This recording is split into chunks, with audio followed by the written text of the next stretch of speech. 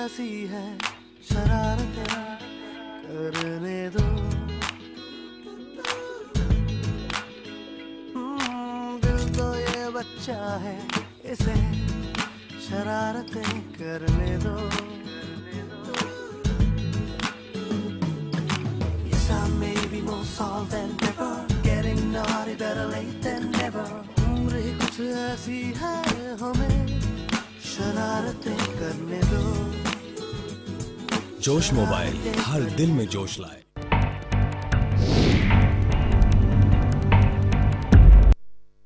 Break के बाद एक बार फिर से आपका स्वागत है। हम लगातार चर्चा कर रहे हैं आम बजट पर। वित्त मंत्री अरुण जेटली लोकसभा में 2016-17 का आम बजट पेश करने वाले हैं।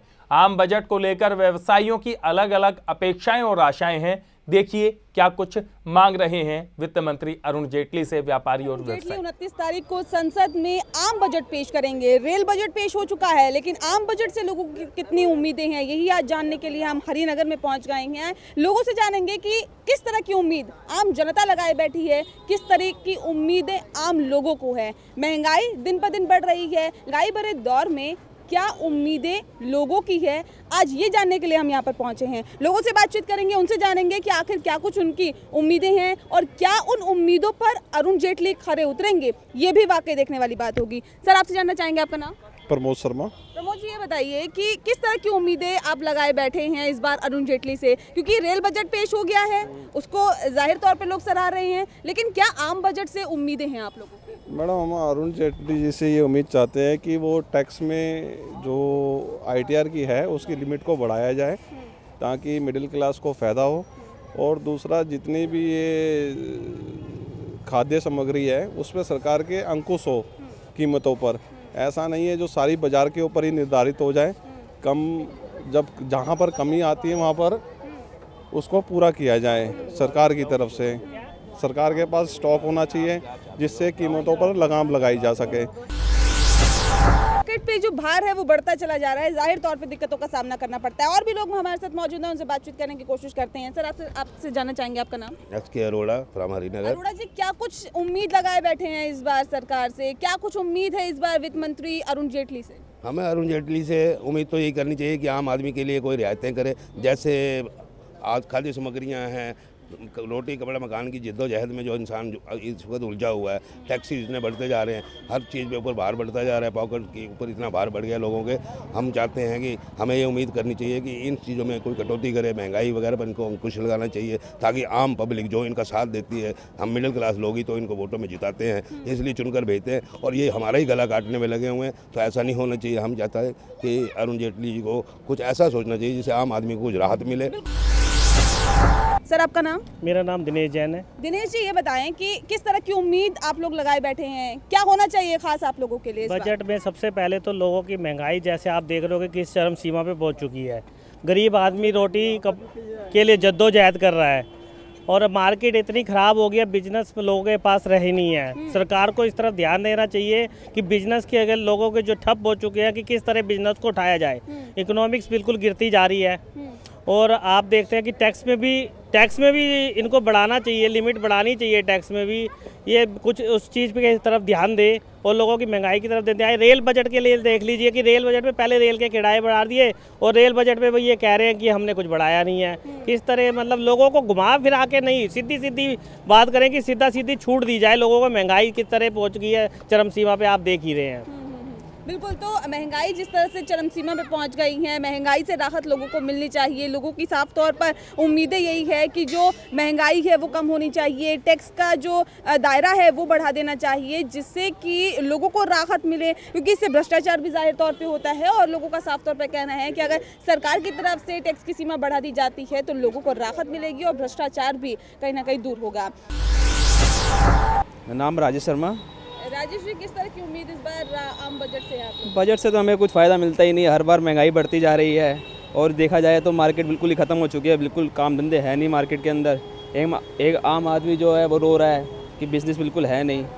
अगर पैसा लगाता भी है तो उसकी कोई प्राप्ति नहीं हो पाती है, तो उससे वो क्या लेके चलेगा कि बजट से उसको कुछ फ़ायदा होगा। कैमरामैन अनिल भारद्वाज के साथ Neha Dubey, A to Z news, Delhi. तो बेशक लोगों को लगातार उम्मीदें हैं वित्त मंत्री अरुण जेटली से और इसी पर लगातार हमारी चर्चा जारी है। अमित कुमार गुप्ता जी जो सीए हैं, इनसे बात करना चाहेंगे। अमित जी, फिलहाल की अगर बात की जाए, देश के अंदर हर कोई आदमी, प्राइवेट सेक्टर की बात की जाए तो एक बहुत बड़ा तबका प्राइवेट सेक्टर में नौकरी करता है। जब तक वो लोग नौकरी करते हैं, जितनी भी वो पैसा कमाते हैं, एक सैलरी उनकी आती है, उसके ऊपर सरकार इनकम टैक्स ले लेती है। लेकिन उन लोगों का रोना यही है कि जब प्राइवेट सेक्टर के अंदर, क्योंकि जॉब सिक्योर नहीं है, जब नौकरी चली जाती है तो उनके रोटी के लाले पड़ जाते हैं और सरकार की तरफ से कोई मदद नहीं मिलती। देखिए, बिल्कुल हमारा देश जो है वो एक मिश्रित अर्थव्यवस्था है, एक अलग तरीके का ढांचा है उसका। हम वेस्टर्न इकोनॉमी की तरह नहीं है, जहाँ पर यदि आपके पास जॉब नहीं है तो आपको गवर्नमेंट आपका खर्चा वहन करेगी। जी। हमारे देश में क्या है कि आप कमा रहे हैं तो टैक्स दे रहे हैं, नहीं कमा रहे तो टैक्स भी तो नहीं ले रहे हम आपसे। तो गवर्नमेंट इतनी ही मदद करती है कि जब कोई कमा नहीं रहा होता उसे टैक्स नहीं लेती। लेकिन उस समय बेरोजगारी में सरकार की तरफ से किसी तरह की कोई आर्थिक सहायता देने का प्रोविज़न नहीं है। यदि इस तरह से कोई प्रोविज़न बना दिया जाए तो आपको बताएं, हमारे देश में बहुत सारे ऐसे वर्ग हैं जिनमें रोजगार की कमी है, जिनको हम रोजगार नहीं दे पा रहे, ज्यादातर विशेषकर नहीं। लेकिन जो बेरोजगार हैं उनके लिए, अगर कोई पढ़ा लिखा बेरोजगार है, कई स्टेट्स के अंदर बेरोजगारी भत्ता दिया जाता है, तो लेकिन एक नौकरी पेशा आदमी की अगर नौकरी छूट जाए उसको कुछ नहीं मिलता। उसको वही बात है कि अगर उसे भी बेरोजगारी भत्ता या इस तरह की कोई स्कीम दे दें कि उसकी सैलरी का 10-20% उसे उन महीनों में मिलेगा जब वो रोजगार नहीं कर रहा है जी, तो इसका बहुत बड़ा बोझ सरकारी खजाने पर आएगा। और इस तरह की अभी कोई पॉलिसी नहीं है, लेकिन आपने सुझाया है तो मैं चाहता हूं कि आपके चैनल के माध्यम से ये बात वित्त मंत्री जी तक पहुंचे और शायद आने वाले में युवाओं को कुछ फायदा मिले इसका। गुप्ता जी, एक बात और आती है कि इस बजट के अंदर जो काफ़ी डिफेंस सेक्टर की अगर बात की जाती है, आपको क्या उम्मीदें हैं कि डिफेंस सेक्टर को क्या कुछ मिलने वाला है इस बजट में? देखिए, निश्चित तौर पर डिफेंस में बहुत भारी निवेश की ज़रूरत है, क्योंकि हमारे जो हथियार हैं, उपकरण हैं, वो कुछ पुराने हो गए। और जिस प्रकार से पूरे विदेश का प्रेशर बन रहा है, विदेशी देशों का, भारत पाकिस्तान के संबंधों का, अफगानिस्तान और जो बाकी विश्व में चल रहा है, तो मुझे लगता है कि एक अपने देश की सुरक्षा को सुदृढ़ करने के लिए इन सब चीज़ों की ज़रूरत है और उसके लिए वित्त मंत्री जी कोई स्पेशल पैकेज जरूर अनाउंस कर सकते हैं। अमित जी, लगातार अगर लेमैन की भाषा के अंदर हम बात की जाए, बहुत बड़े बड़े आंकड़े पेश किए जाते हैं लेकिन आम आदमी की समझ में नहीं आते हैं। बेसिकली एक लेमैन को क्या कुछ मिलने की उम्मीदें आपको लग रही हैं आपकी नज़र में? क्योंकि कुछ देर के बाद ही वित्त मंत्री अरुण जेटली का पिटारा जो है वो खुलने वाला है। फिलहाल बजट की जो कॉपीज हैं वो संसद भवन में पहुंच चुकी हैं और 11 बजे के आसपास वित्त मंत्री अपना पिटारा खोलेंगे, अपना जो लाल सूटकेस है वो खोलेंगे और देश के सामने आम बजट पेश करेंगे। पर एक लेमैन है जिसको आंकड़े समझ में नहीं आते। देखिए, हकीकत जी आपने बताया, जब ये लाल पिटारा है तो लाल रंग तो वैसे ही खतरे की निशानी है जी, बजट और है। तो मैं ये बताता हूँ कि एक आम आदमी के लिए बात करें तो वो ये देखते हैं कौन सी चीज़ें आज बजट के बाद सस्ती होंगी और कौन सी चीज़ें महंगी होंगी जी। तो जहाँ तक सर्विस टैक्स बढ़ेगा, लगभग उसका प्रत्यक्ष और अप्रत्यक्ष प्रभाव सभी चीज़ों पर पड़ने वाला है। चीज़ें महंगी होंगी, जो हमारे टीवी, मोबाइल फ़ोन, ये फिर से महंगे होंगे। हाँ, पिछली बार एक मुहिम चलाई थी कि सिगरेट और लिकर के प्रोडक्ट्स महंगे करे थे, तो मुझे लगता है उस पर और एक्स्ट्रा टैक्स लगने वाला है, वो और ज़्यादा महंगे होंगे। तो ये सारी चीज़ों से अगर हम एक जनता की बात करें तो कुछ चीज़ों पर महंगाई की बार उन्हें झेलनी पड़ सकती है और इसका जो सेट ऑफ किया जाएगा, बैलेंस किया जाएगा, वो टैक्स में छूट देकर करने की मैं अनुमान लगाता हूँ। बिल्कुल कि सीधा सीधा एक बार फिर से जो गाना आया था पीपली लाइव का, वो कहीं फिर से याद आता है कि महंगाई डायन खाए जात है। तो महंगाई का डंक एक बार फिर से लग सकता है, ऐसी कुछ उम्मीदें हैं। रायकर जी, आपके पास आऊंगा जी। आप डिफेंस सेक्टर की बात कर रहे थे थोड़ी देर पहले जब हम चर्चा कर रहे थे। डिफेंस सेक्टर के अंदर कहां कहां जरूरत है और कहां कहां वित्त मंत्री फिलहाल राहत देते नजर आ रहे हैं? मुझे लगता है कि डिफेंस मिनिस्टर मनोहर पर्रिकर जी जो है वो एक कुशल प्रशासक है जी, और वो जेटली जी के सहायता के लिए आ जाएंगे, क्योंकि उन्होंने पहले ही बोल दिया है कि उन्होंने बहुत सारे कटौती कर दिए हैं कि जो परचेसिस हो रहे हैं उनमें बहुत सारी कटौती हो रही है और मिडलमैन जो है वो हटाया दिया गया है। और दूसरी बात जो है, मेक इन इंडिया के तहत वो बहुत सारी चीज़ें इंडिया में बनाने की चेष्टा कर रहे हैं। और अभी जो देख रहे हैं कि हमारे साथ बहुत उन्होंने काम किया है, जहाँ जो डिफेंस के DRDO की जो ये अपना नई चीजें जो आ रही है, जी बिल्कुल नई फैक्ट्रीज भी डाली जा रही हैं, मिसाइल टेक्नोलॉजी को और ज्यादा मजबूत करने की कोशिश की जा रही है, तमाम क्षेत्रों में निवेश की बात की जा रही है। वहाँ मेरे ख्याल से हमको इतना तो डेफिनेट है कि we will be benefiting from this. Amit ji, one rank one pension एक बड़ा मुद्दा चला, बड़ा आंदोलन हुआ और फिलहाल इसके ऊपर मोहर भी लगा दी गई, लेकिन सरकारी खजाने के ऊपर एक बहुत भारी बोझ पड़ने वाला है वन रैंक वन पेंशन का।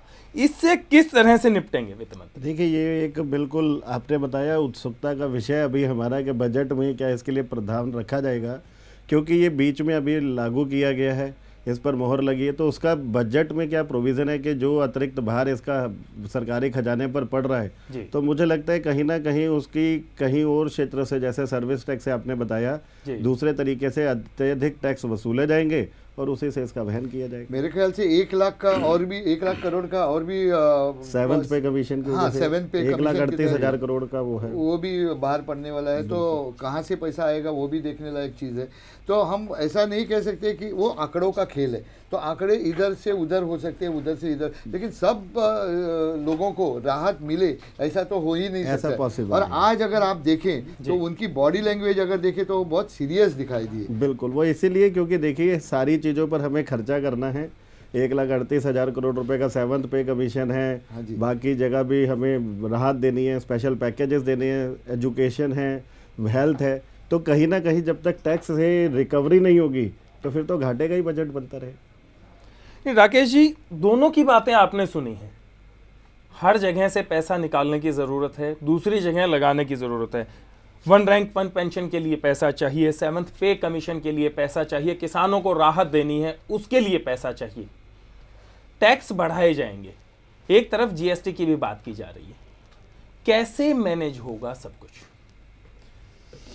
देखिए, रायकर साहब की एक बात से मैं शुरू कर रहा हूं कि वित्त मंत्री जी थोड़े से सीरियस नज़र आ रहे हैं जी। तो मुझे लगता है कि ये सीरियसनेस उनकी थोड़ी सी इस वजह से हो सकती है कि मोदी जी ने कह दिया है कि ये मेरा एग्ज़ाम का दिन है तो उनको लग रहा है कि मैं अपना एग्ज़ाम तो दे ही रहा था, साथ में प्रधानमंत्री जी का भी एग्ज़ाम दे रहा हूँ, बिल्कुल, तो थोड़ा सीरियस होना तो उनका वाजिब है, उसमें कुछ ऐसा नहीं है। देखिए, OROP की जो टोटल जो मेरे को लगता है एरियाज़ के साथ में जो इस बार का इम्पैक्ट है करीब 10 से 12 हज़ार करोड़ के आसपास का है जी। लेकिन अगर टोटल अगर हम सेवंथ पे कमीशन की बात करें तो मेरे मित्र जो बता रहे थे 1,40,000 करोड़ के आसपास का उसका इम्पैक्ट आएगा। 1,80,000 करोड़ का NPS का जो इम्पैक्ट है, जो हमारे बैंकों ने जो घाटा दे रखा है या जो राइट ऑफ कर रहे हैं, और ये भी ध्यान में रखना होगा हमको कि ये जो बैंकों का 1,80,000 करोड़ है, मेरे को लगता है कि जो सस्पेक्टेड अमाउंट है उससे 3 गुने भी हो सकते हैं।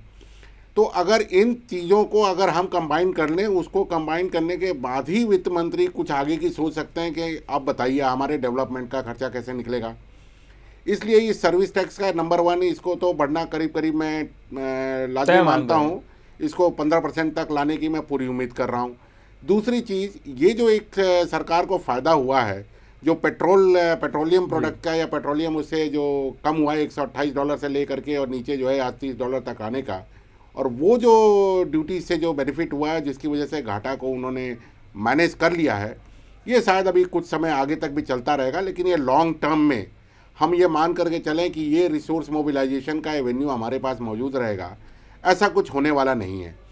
इसलिए जो है जीएसटी का आना एक बहुत ही ज़रूरी चीज़ है, सिंप्लीफाई करना और जीएसटी को इस देश में लाना। क्योंकि देखिए 20 से 25% मेरा जो एक्सपेंडिचर है जी, वो नॉन प्रोडक्टिव एक्सपेंडिचर है, जो बिना किसी कारणवश खर्च हो रहा है, जो सिर्फ करप्शन में या बैरियर्स के वजह से ख़त्म हो रहा है, और एक कॉमन मार्केट की वजह ना होने की वजह से हमारे जो इंडस्ट्रीज़ हैं, जो बड़े हैं, छोटे हैं या मझोले हैं, उनको जो है इकोनॉमीज ऑफ स्केल को लाने में परेशानी पैदा हो रही है जी। तो जीएसटी का मैं ये मान करके चलता हूँ कि ये जो पॉलिटिकल इशू बना दिया है हमारे पार्टियों ने, कुछ पार्टियों ने, इनको ये बात मान करके चलना चाहिए कि देखिए आप अपनी राजनीति को अपने तक सीमित रखिए।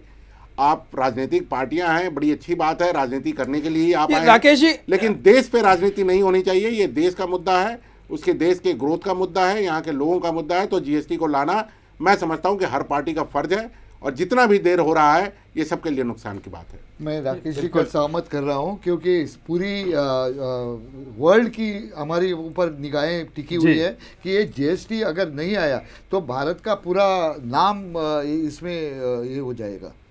अमित जी, आप क्या मानते हैं, जो जीएसटी की अगर बात की जाती है तो जीएसटी से कितना फायदा रहेगा, कितना नुकसान होगा और क्या है ये जीएसटी? देखिए, निश्चित तौर पर जीएसटी जो गुड्स एंड सर्विस टैक्स है वो वैट और सर्विस टैक्स का सिंगल सरलीकरण है जी। तो इससे हमारे व्यापारी वर्ग को बहुत फायदा हो, क्योंकि जो पहले वो पेपर वर्क से, डॉक्यूमेंटेशन से, फार्म भरने से, एडमिनिस्ट्रेशन से परेशान है जी, वो सिंगल विंडो बन जाएगा। तो कहीं ना कहीं इसका निश्चित तौर पर सीधा सीधा लाभ भी है और उनकी जो टेंशन है करों को लेकर वो सरलीकरण होने जा रहा है। परंतु क्या है, जीएसटी लोकसभा में तो पास हो गया है और राज्यसभा में अभी भी पेच अटका हुआ है विपक्ष का।